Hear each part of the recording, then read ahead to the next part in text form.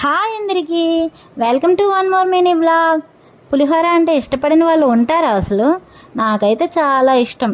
కానీ రెగ్యులర్గా ఎప్పుడూ చింతపండు నిమ్మకాయతో చేసేలా కాకుండా ఇప్పుడు సమ్మర్ కదా, సమ్మర్ స్పెషల్ ఫ్రూట్ మామిడికాయతో పులిహోర చేసేద్దాం. దానికోసం ఒక మామిడికాయ తీసుకొని దాని తొక్క తీసేసాను. ఇంకా మామిడికాయని చిన్నగా తురుముకున్నాను. ఇంకా పోపు కోసం కడాయి పెట్టి ఆయిల్ వేసా. ఆయిల్ హీట్ అయ్యాక పచ్చిశనగపప్పు, శనగ పలుకులు, ఆవాలు, జీలకర్ర వేసుకున్నాను.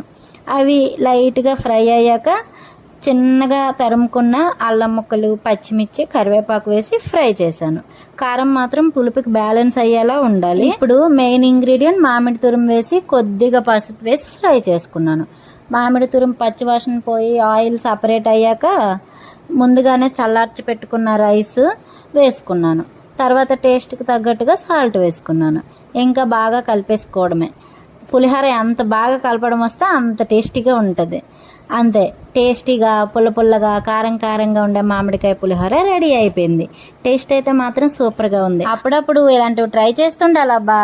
సబ్స్క్రైబ్.